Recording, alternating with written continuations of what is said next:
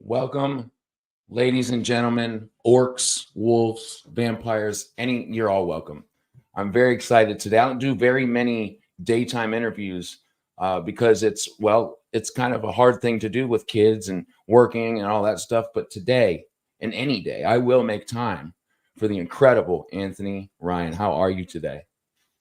Hello, Matt. I'm very glad to be here. And thank you for inviting me. Oh my gosh, come on. Of course.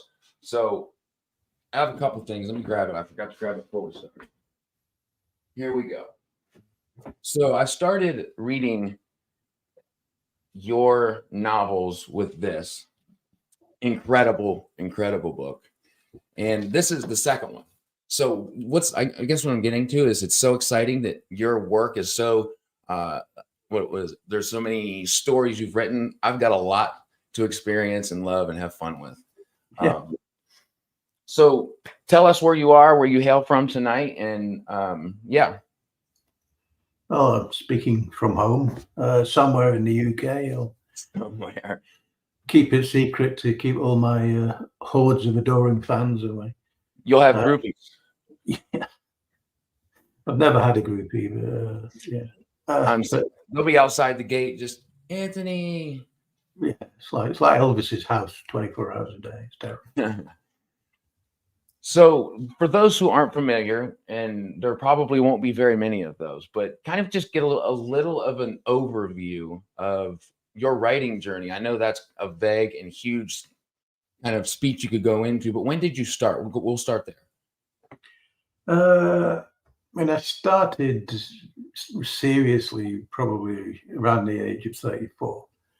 I'd written before that, been trying to get short stories published and attempting to write novels throughout my 20s, and I'd go at it a lot, and then get discouraged and give up for a while, and then I'd come back.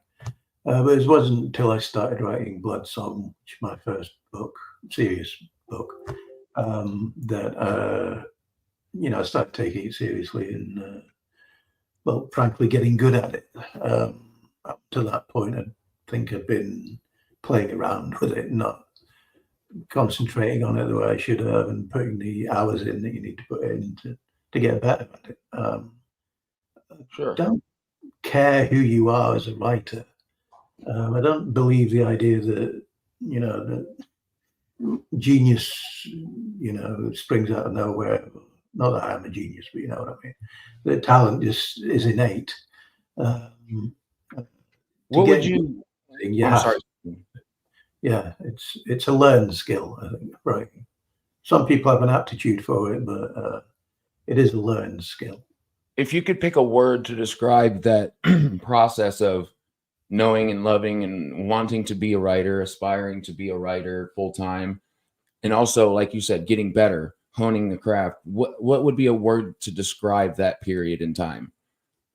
Long. Long would be the word. Yeah, it takes time. You can't just do this overnight. You hear about people who do, of course, and good for them.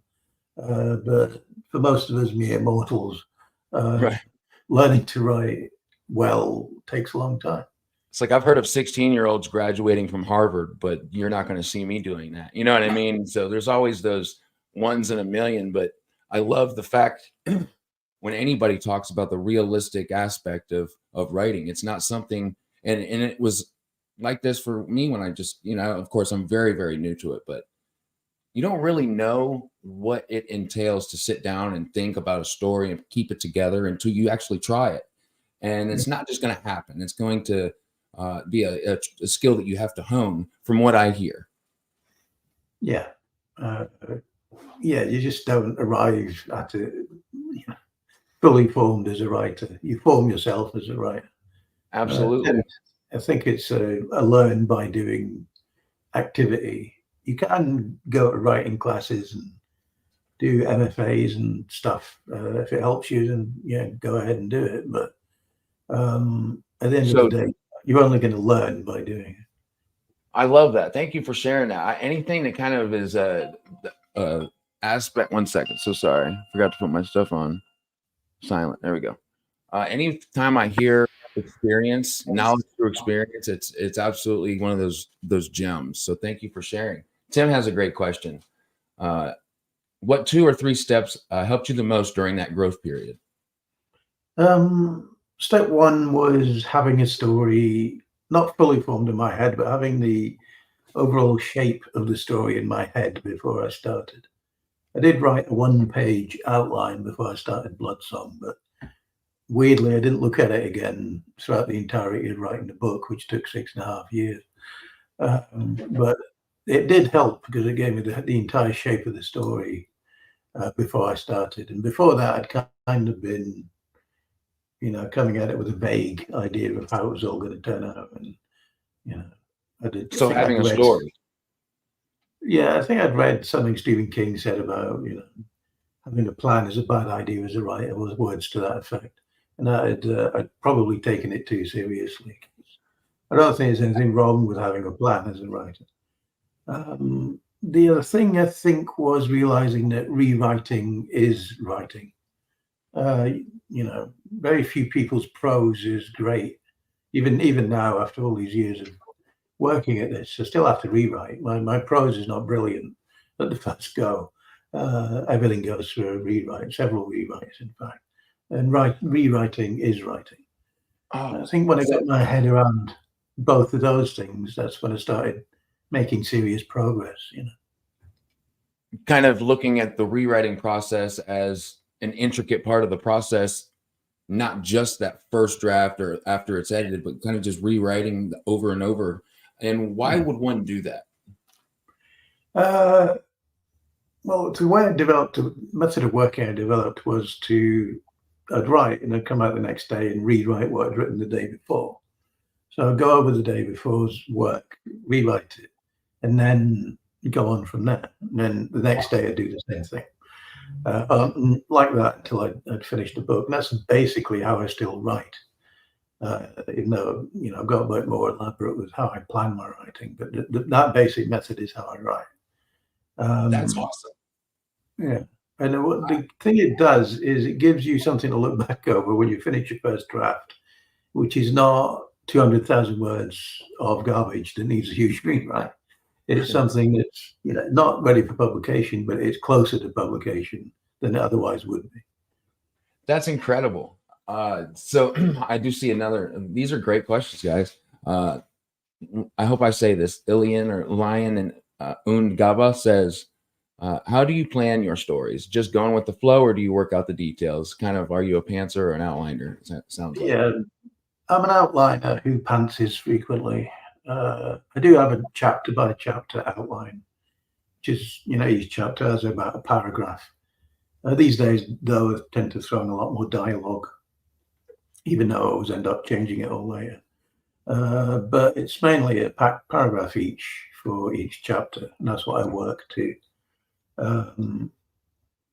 Yeah, and it's not overly detailed.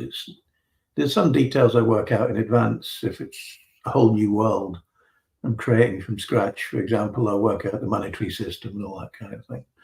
But in terms of the plot, it's driven by chapter outline, and I don't start until I'm sure I've got an ending. You were answering questions as they popped into my head. It's like you've done this before or something. So my first was like, how long would you write for each chapter? You said about a paragraph, and it's not overly specific. It kind of leaves you that creative freedom to go where your writing leads you. Yeah, pretty much. I always deviate from the outline. It's never exactly how it is in the book as it is in the outline. There's always marked differences, but almost always the ending is the same. Just That's how incredible. I get it might change. I love that, and I'm sure you said it, but I didn't hear it, and I just really want to understand because I want to try this method that you use. So let's say today you write something. Tomorrow, based on what you said about rereading or rewriting, you look over what you wrote yesterday, or you rewrite it. I go through it, and as I go through it, I rewrite it. When I find something that I don't like, it's clunky, dialogue doesn't work, it's poor phrasing, whatever, I fix it then. And when I've done that, then I write another, usually 1,000 to 1,200 words. When I come back tomorrow, I'll rewrite that before I start the next day's writing. Thank you for reiterating like 20 times for my simple brain to understand. I'm thankful for that, because I want to give that a shot, because I think the most profound and I think interesting thing I found when I've talked to authors, and I haven't done that for a very long time, but every writing process is individual. Nobody writes the same way. So hearing all of those different variations of tactics, strategy, or kind of just going with the flow, I think it's very valuable. Yeah, there's no one size fits all when it comes to writing. Yeah, you always have to work out your own method. So I went through and I counted, and so tell me if I'm wrong, but the book we're talking about today is book number 24. If you include all the novellas, The Seven Swords and Slough City Blues, yeah, it probably is. Yeah. I did. I absolutely included it. Yeah. So including everything, yeah, it's probably my 24th book. How does that feel, having somebody repeat that to you, like, hey, I do have 24 like published pieces? I'm sure that's a feeling of pride. How does that make you feel when you hear that? Well, obviously, it feels great if you set out to do something in life and you actually get to do it, and you get to sustain a career at it. Yeah, it feels great. But to be honest, I've never really gotten over the surprise of that first person who first bought Blood Song when it was up as a 99p ebook. I've never gotten over the surprise of that. So everything else has been a bonus. So anybody that isn't familiar, you started as a self-published author with Blood Song was published self-published first. Yeah. And then what was a Penguin, you said? Penguin Ace, which is part of Penguin, got in touch, asked if I'd like to have a conversation, and it went from there. That's incredible. And what a cool story too, because there's not many, at least that I've spoken with or read or know about, that have that opportunity. I know there's a couple, who won the SPFBO that get picked up, but to do this self-publishing thing and then have a publisher come and say, hey, I want to talk about this and that must feel so rewarding, because I don't know, in my head, when I think of books, I had no idea that there was self-published books out there. So unfortunately, those big publishers are seen by the mass, I guess, as the only way to have a book out, which kind of creates this, I don't know, they're at the top of the pyramid. So having that, and they come after you and say, hey, I love your book, it's well received, that has to feel incredible. Oh yeah, it did kind of come out of the blue, because I wasn't expecting it. I didn't think publishers were going to get in touch, because from what I'd seen, it was very few and far between. Even at the time, this was sure. There were a couple of people who'd been lured out of self-publishing by publishers, big publishers. Blanking on their names now, but what year was that? Let's see, it would have been 2012. Yeah. So 2011 going into 2012. So you could say that you were one of the foundation forming authors to put self-pub on the map, because that's what you were doing. It was well received. And because of that, it got attention. So is that accurate? In 2011, because I'm unfamiliar, I wasn't into books then. Well, was the market the same? Was the look of all of that the same? It was easier, to be honest. Okay. Self-publishing back then was easier, I would say. These days, it's just swamped. Even when you take out all the real people writing books, there's all this AI garbage on there now, which is flooding it in Amazon and everywhere. Yeah, that is a shame.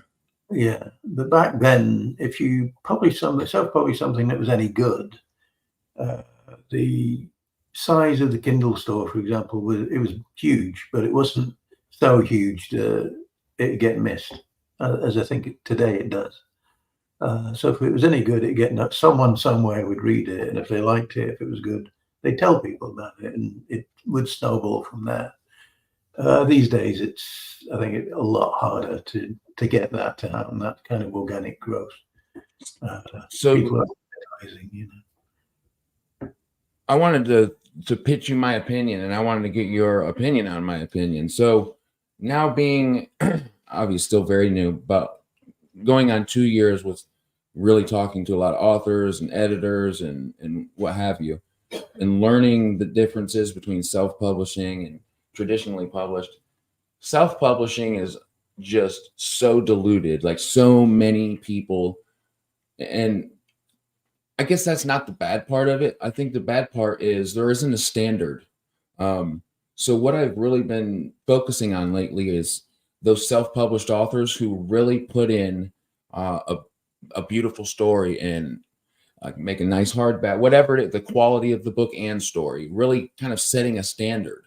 I think that's going to be super important moving forward to differentiate between, I don't know, authentic, passionate writers that want to deliver and really make their readers happy, and those that are either just after money and just want to put something out, or just to publish to say they've published something. Yeah. If you're going to do it, I'd say take it seriously. You know, produce the best book you can, get it proofread, get it edited, pay for a professional cover. Yeah. Do all those things. But even if you do all those things, there's no guarantee it'll work. But you have to give your book the best chance, you know. But take it seriously, and I'd caution people against the notion that it is a ticket to traditional publishing. It might be if it sells really well, if it sells, you know, tens of thousands of copies. Yeah, Sure. Traditional publishing will probably get in touch at some point, or an agent will get in touch at some point. But otherwise, not. But there are people who do sell, you know, huge numbers of books as self-publishers who've never been traditionally published. Yeah. Some of them, I'm sure, probably turned down deals from traditional publishing because it didn't work for them, which is a perfectly valid thing to do. I've always wondered that, you know, guys like, I know Ryan Cahill he signed with the Broken Binding, but before then, a publisher would have been dumb to not reach out to him and at least, you know, inquire about how his writing is doing. And I mean, people were talking about him. So I had always wondered, you know, has he ever had somebody offer him something? Probably. What would be your guess? I don't know. Probably, yes. Given his success, I think he probably has. But this might have been the first deal, the Broken Binding deal. I don't know, not Ryan. I've been on a podcast with him once, I think. But I'd guess this was the first deal that made sense for him. Yeah. Understandable. I love that. Thank you for sharing all those inside kind of experience things. So I wrote this down because it was on my heart to ask you. Has writing kept its shine? Is it still nice and shiny? Is it still fun for you? Yes. I've never lost the urge to write. And it's probably a perverse aspect to my character. The fact that it's difficult is what keeps me coming back to it. You like to have a challenge. Yeah. If I find something easy, I get bored with it, which is weird but true. So the fact that writing is hard, but it's not so hard that it's impossible. But it is it's stimulating because it's a challenge, I think, and I do enjoy it. I like the feeling of creation. I think more than anything, I can tell that through your work. Making something out of nothing is what I like. What is it? Making something out of nothing. Oh, yeah. I'm sorry about that. I couldn't. But yes, I love that aspect of reading, and I hope to love it about writing as well. So that's nice to hear that after 24, published pieces, most of those are full-length novels. It's still nice to be able to say I'm a full-time writer. Yeah, it was what I wanted to do pretty much all my life. So it's a dream. It was great. Excellent. So let's talk about the new release. Just we'll act kind of like there's people in the audience who aren't familiar with it. Kind of give us the title, the name of the series, and a little bit of a synopsis, if you would, of the first Sure. book of. Go ahead. First in the new series is called A Tide of Black Steel. It's the first in the Age of Wrath trilogy, which is a Norse-inspired secondary world fantasy. And there it is there. Run out and buy it in the shops. Oh Uh, my goodness, just beautiful. yeah, it's a very nice edition and the Oh, broken binding put together.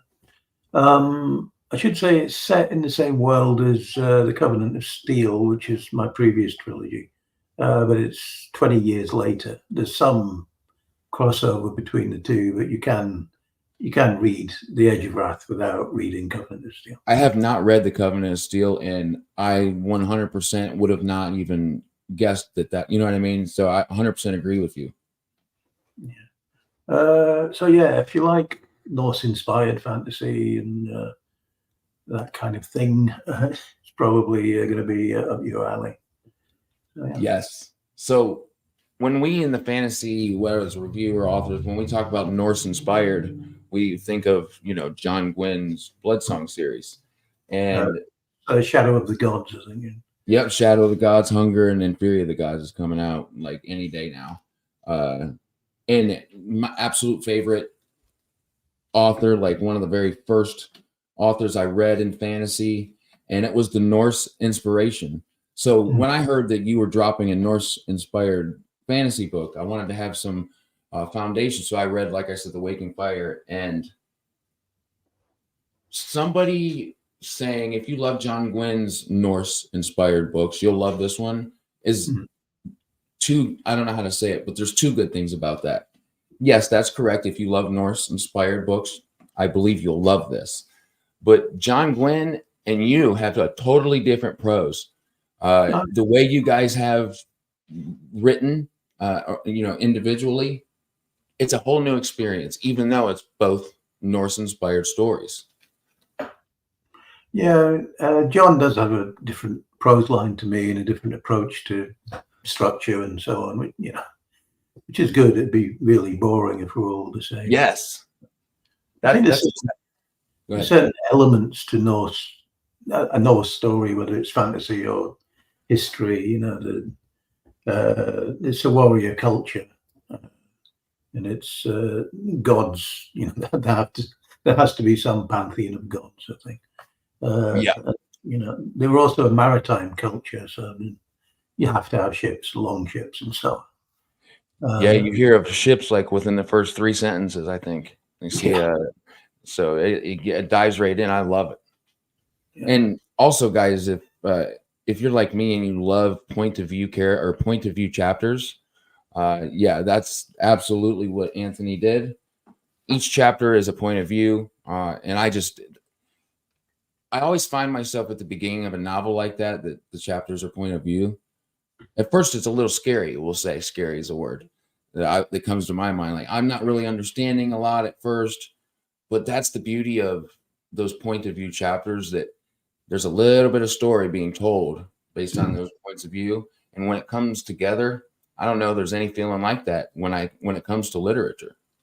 Yeah, I think it's, as a writer, you have to trust the reader, I think, that they're going to figure it out.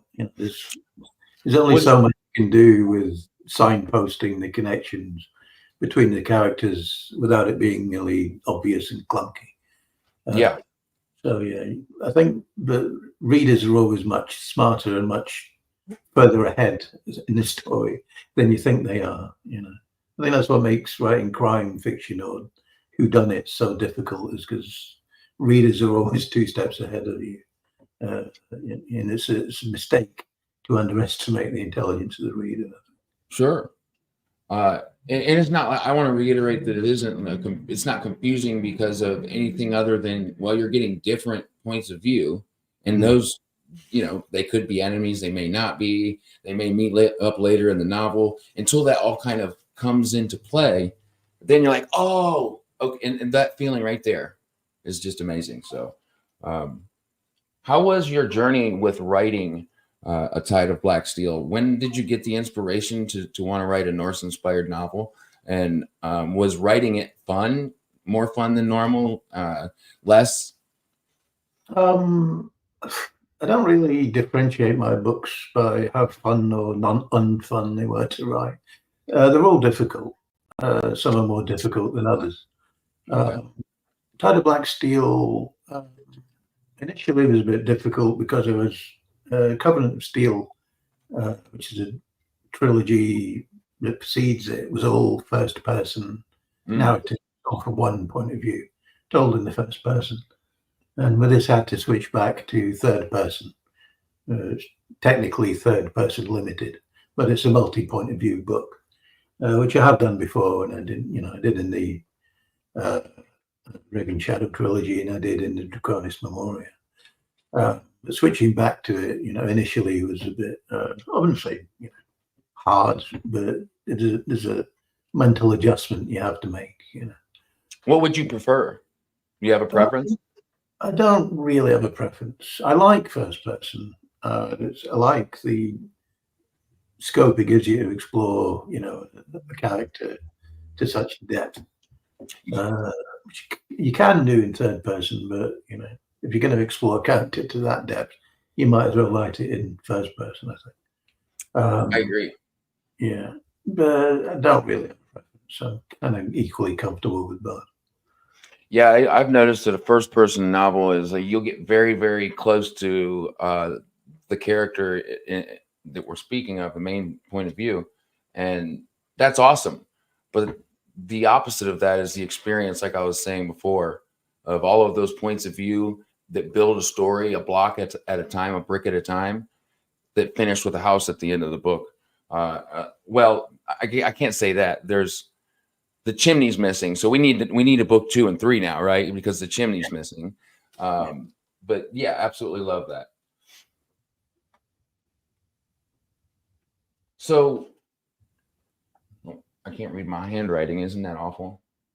I can't read my handwriting, so don't worry about it. So if you were to, if somebody asked you, who would you market, or who would be your reader of your audience for this book, what would you say? To be honest, anyone who reads fantasy novels or who doesn't read fantasy novels but might want to give them a try.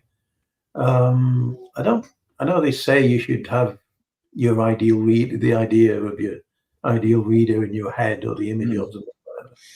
I don't really have that. When I look at the people who follow me on various platforms and people I get emails from, fan mail from, and that kind of thing, it's all over the place. Sure. I get fan mail from 70-year-olds in Brazil. I'll get an email from an 18-year-old in Pakistan. So try. That is so cool. A target demographic as such. But if ultimately I'm writing for people who like fantasy mainly. So yeah. Just the culture. Wow, all those different kinds of cultures and different points of view, different lifestyles find a commonality in your work. That has to feel so cool. Yes, yeah. All right, so I think we're at the point, guys. There was a giveaway. It was a little scheduled, a little wonky. That was my fault. But it was like a week and a half ago. I threw the post on Instagram and X. Through that, we had really good attention to the book, and we had a lot of people that followed all the rules and are now entered into that giveaway. Let me check real quick. All right. So what I'm going to do now is I'll show it on the screen, and what you guys will be getting is what I held up, right, Anthony? Yep. It's gorgeous. Remarkable coincidence. Copying myself. It's incredible. So that's what's up for grabs. We're going to spin the wheel, and whoever's generated, I'll get a hold of you right after the this interview. So let me share the screen. I think that's so cool that nowadays we can do everything with computers.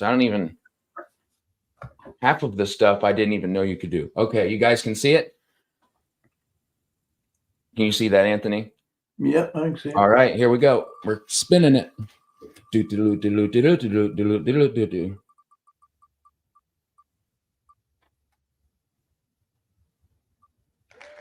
Dad Bods United. Dad Bods United. What a name. Congratulations, Dad Bods. Well done. What was it? Congratulations, Dad Bods. Yes. Congrats, dude. Dad, and you know, I'm a dad, so that's we got to represent the dad bods. So that's incredible, dude. I'm so excited for you. If you're not watching, that's okay. If you are, throw your comment down there, and I will get a hold of you right after this. So again, congratulations, Dad Bods United.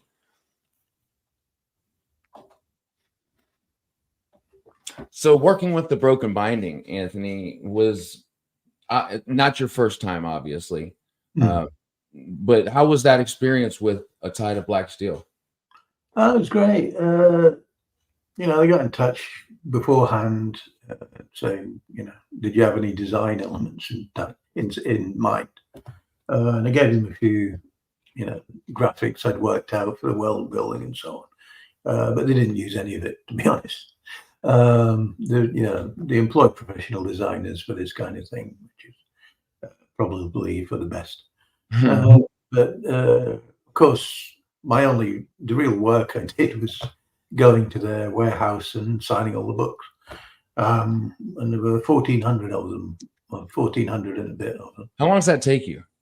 It took all day. And yeah, I think I had an out-of-body experience at one point. It was a lot of signing. But, yeah, it was. The wrist has to ache.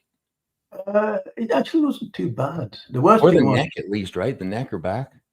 It got to my back a bit, yeah.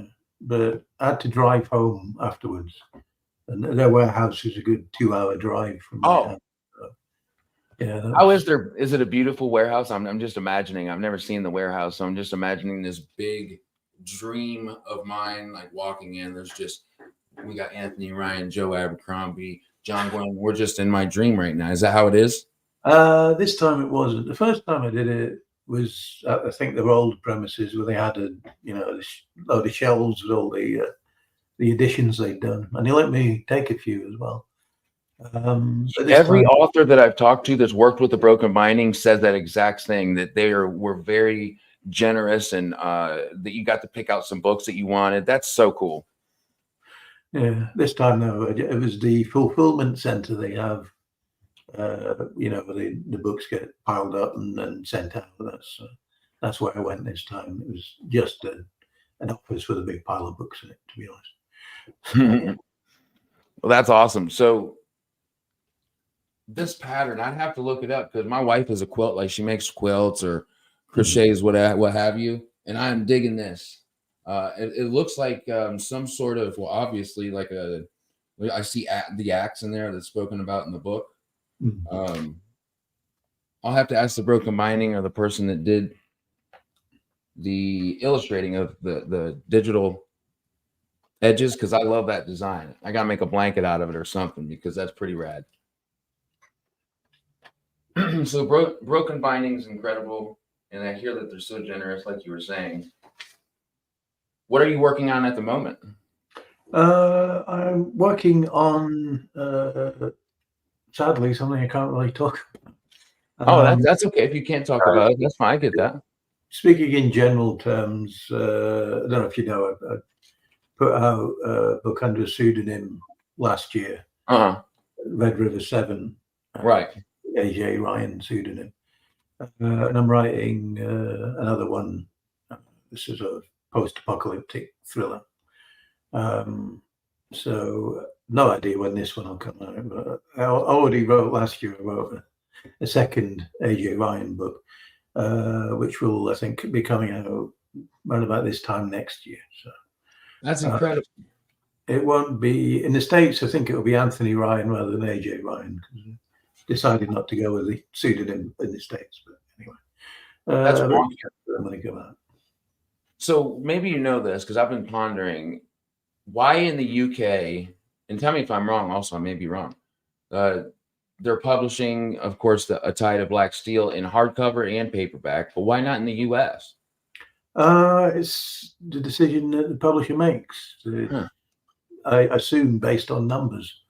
If you're going to sell to in a certain amount, then there'll be a hardcover. I don't think I quite meet that threshold in the States, but I do in the UK. So it all comes No, down to business in the end. no, I love the soft cover, and it's not. It's got they call it, the floppy factor, of course. But to put it on the bookshelf or to collect, I truly love a hardcover. Mm. So I knew that I had to, absolutely ask about it, because there's other authors as well, like John Gwynn. There's, in the UK, it's a hardcover, and to order from a company that does the hardcovers, from the UK here in America, it's Yeah. like the price of the book, if not more. Yeah. The price of the shipping. It's Yeah. absolutely Obviously, if it was up to me, that every one of my books would be in hardcover, but sure. it's a decision by the publisher. So, what are a couple themes you explore in A Tide of Black Seal? Thematically, it's a story of sibling rivalry to a certain extent. It's a story of coming of age to a certain extent, discovering secrets, the abuse of power, that kind of thing. There's quite a few themes going on now, come to think of it. But at the heart of it really is it's about a society being tested, being placed under stress, and seeing how they respond to it, basically. Your description of weapons, and I wasn't thinking that when I was reading. I had never really thought about specifically the description of a weapon in a book. It just stopped after some of your descriptions in the book, and it's incredible. It was so vivid. So I just want to make sure I told you that I hyper focused on those descriptions, and that just made it even more badass. Yeah.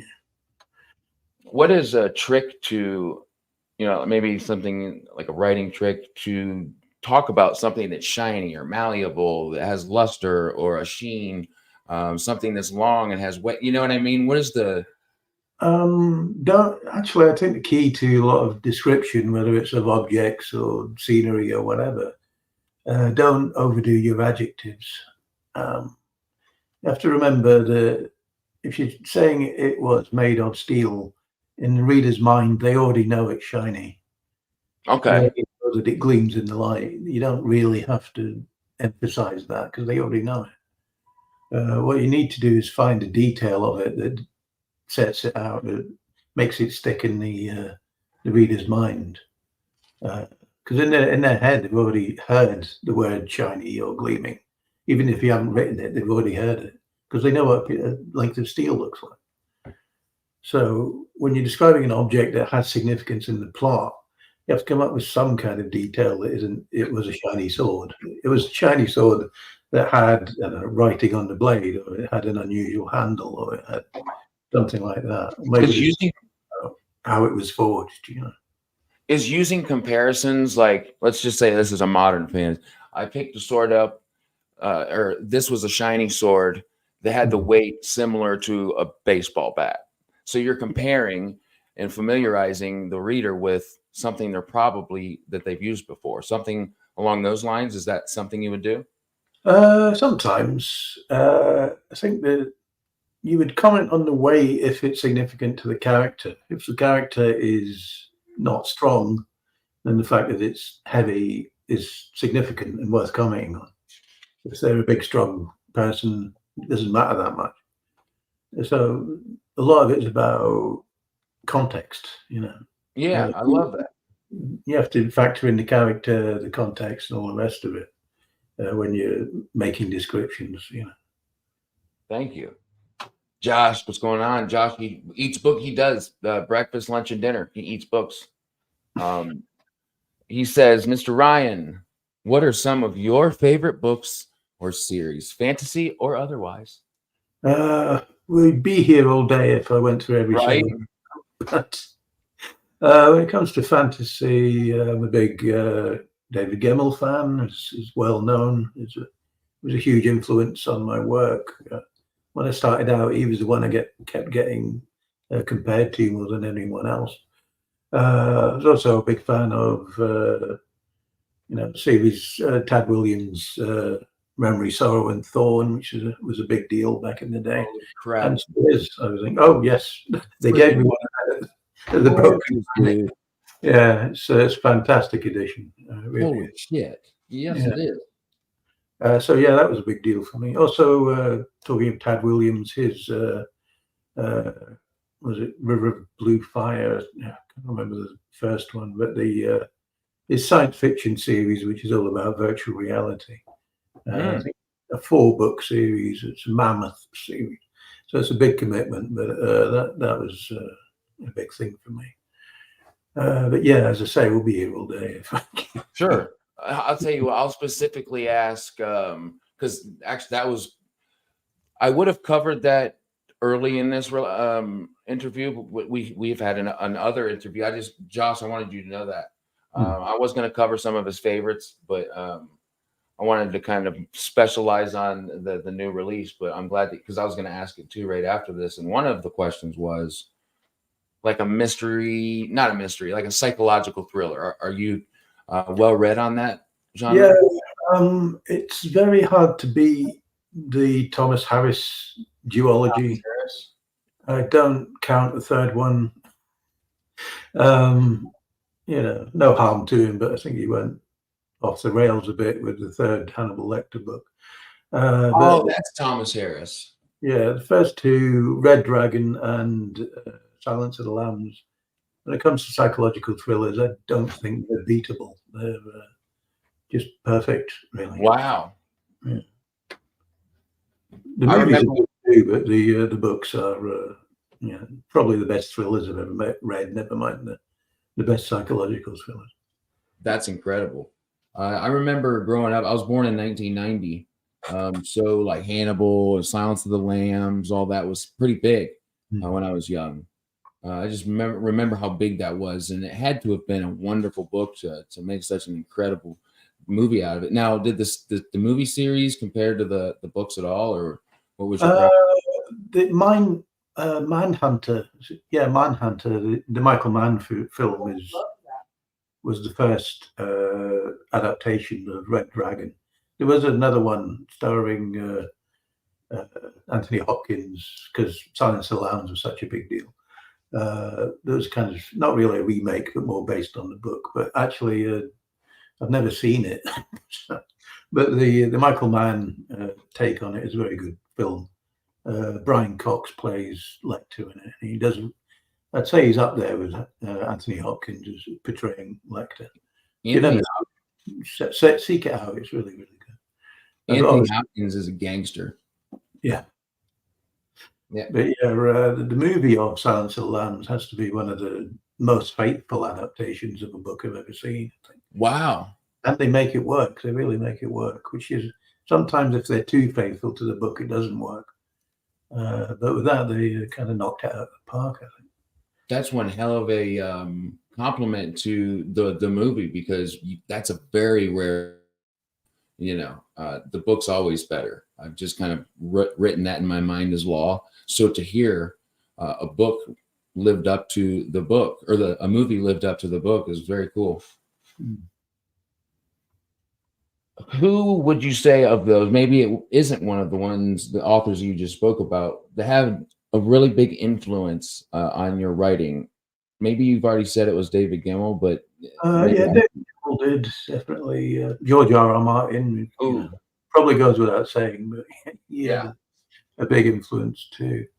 And I think Robin Hobb is probably more influential than either of them when it comes to the prose and putting, the points of view and so on. Robin Hobb was very influential. I love hearing those kind of comparisons, because those authors are still yet to be read for me. So I wouldn't make that comparison in my mind. So to know I love this book and it's, reminiscent of authors that I haven't read but is excited to read is very cool, especially Robin Hobb. I'm a sucker for a slow burn. It always just feels more authentic, because real life just doesn't happen. I mean, sure, life happens fast, but You don't go from sitting to being stabbed with an axe. It's just not realistic. Well, I guess you're not getting stabbed with an axe, but you get what I'm saying. So I enjoy anyway. I enjoy a slow burn, and there were parts of a tide of black steel, where I could just feel something was going to happen, and the anticipation, I think, is the key part to that experience. Yeah. If you could co-author a trilogy, and you had 100%, you could choose any author that you wanted, alive or dead, who would you write that trilogy with? Probably be David Gemmell, to be honest. I don't think he ever co-wrote anything in his life. I've never co-written, so I can't talk. But it'd certainly be, to be honest, just to be in the room with him would have been a big thrill. But sadly, he passed away before I got published, so I never got. Oh wow! So he's been gone for a little while. He's been gone for I think 15 years now. So okay. I have to get familiar with David Gemmell because, of course, that's a name that I hear all the time. But hearing that from you and your love for his work and how it ties into how you write is really inspiring. So I can't wait to dive into his work. Where can everybody go to grab the new book? I know that there's the obvious, like Amazon and stuff, but the special editions and all that. Broken Binding, I think, still has copies. I think Goldsboro Books, also in the UK, still has copies of their special edition. So yeah, you can get them from there. Or your local retailer of choice, of course, if you don't want the special edition. Excellent. So guys, all of that, you don't have to search for anything. It's all down below in the description. Everything you need, I promise. So absolutely recommend anybody that loves fantasy, and I agree with you what you said earlier, Anthony, that if you love fantasy, that this is a book I'd recommend, but especially those of you that enjoy Norse inspired stories with grit, wonderful character work, and a vivid world too. And it's not, I always have this vision in my, even across all Viking stories, or not Viking stories, but Norse inspired stories, that it's raining, it's dark, and there's a boat somewhere close. And I love that. It's like a little comfortable little home for me while I'm reading those types of stories. So I highly suggest anybody that loves that feel like I do to pick this wonderful book up, with A Tide of Black Steel. Age of Wrath is the series. Did I ask you how many books you plan to have in the series? It'll be 3. Okay. That's awesome. I love a trilogy. I think that's the perfect number. Of course, there's exceptions, but I think that's the perfect number of books for a series. So guys, go get that book. It is so good. And I can't wait to hear more opinions about it, because there's not a lot of people that read it yet. It just came out. So when you have finished it, guys, let's do a discussion on the channel and kind of go into a deep dive into it or something, just because of how much I loved this story. And I'm looking forward to what comes after. Anthony, I just want to thank you so much. I'm sure you're busy today working. So I want to just thank you for hanging out with me on my channel and with the viewers as well. Yeah, my pleasure, Matt. And thanks for everybody dropping by and asking questions and so on. And once again, congratulations to Dad Bods United. Yes. So yeah, absolutely. Dad Bods, if you're watching, I will get a hold of you right after this. And I want to make sure to let everybody know it's all to the generosity of Anthony. He wanted to do that, and I think that that's an excellent way to get people to read the book, and it was very nice. So again, I appreciate you, Anthony. Everybody that was here live, I appreciate you. Dad Bods, if you're here, I'll get a hold of you in a minute. And for those who will watch this on replay, I appreciate you as well. Leave a comment and tell me your favorite part of the interview. And we will see you next time, guys. Actually, see you tonight at 9:00 p.m. Eastern. I have a interview with Livia J. Elliott, a self-pub author who is making her name. I hear her writing is wonderful. So tonight at 9:00 Eastern, I'll be back. Anthony, I hope you have a wonderful night, and we will talk soon, brother. Okay. Thank you, Matt. Bye-bye. Bye.